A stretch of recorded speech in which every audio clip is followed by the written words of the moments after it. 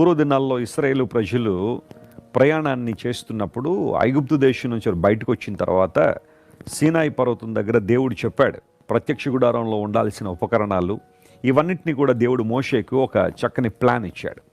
ఆ తర్వాత మోషే దేవుడు చెప్పినట్టుగా బెసలేలు మరియు అహోలియాబు లాంటి యవనస్తుల సహాయంతో ఉపకరణాలన్నీ కూడా తయారు చేసిన తర్వాత మందసం వారికి ముందుగా నడిచేది.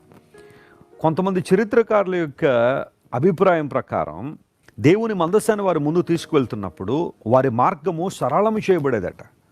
వారి మార్గము దేవుడు సరళం చేశాడు, ఎందుకంటే మందసం ఉండాల్సిన పరిస్థితిలో ఉండేది కాబట్టి.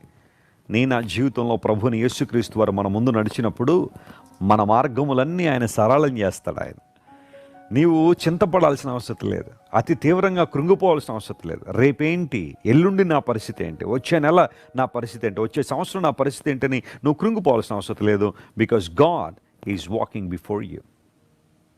దేవుడు నీకు ముందుగా నడుస్తున్నాడు, నీ సైన్యపు వెనుకటి భాగమును కావలించుతున్నాడు. ఆయన నీ ముందు వెనుకలు ఆవరించున్న దేవుడు. ఆయన క్షేమాన్ని, భద్రతను, ఆరోగ్యాన్ని, ఆశీర్వాదాన్నిచ్చే దేవుడు. ఆయన వైపు చూడు. యేసుక్రీస్తు ప్రభువారు ఈ లోకంలో ఉన్న కాలంలో అనేక మంది జీవితాల్లో గొప్ప కార్యాలను జరిగించారు. ఆయన మరణాన్ని జయించి తిరిగి లేచిన తర్వాత ఆయన వెతుక్కుంటూ వచ్చిన స్త్రీలకు ఇవ్వబడిన వర్తమానం, ఆయన మీకంటే ముందుగా గలిలేకి వెళ్తున్నాడు. తక్కని శిష్యులు కూడా చెప్పండి, వారు అక్కడ ఆయన చూస్తారని. ఎస్, ప్రభు మనకు ముందుగా అనేక పరిస్థితులు గుండా నడిచాడు. ఆయన మృతులలో నుండి ప్రథమ ఫలముగా యేసు ప్రభు లేపబడ్డారు. ఈరోజు మనందరికీ కూడా పునరుత్థానాన్ని గురించి నిరీక్షణ యేసు ప్రభు పునరుత్థానం ఇచ్చింది అనడంలో ఏమాత్రం సందేహం లేదు.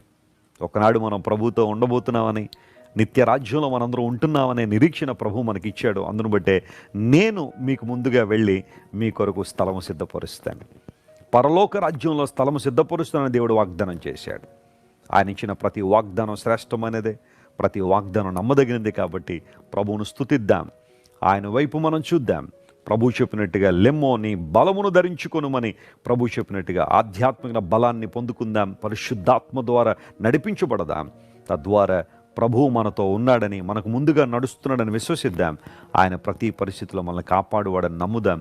జీవితంలో ఆశీర్వాదాలు పొందుకుందాం.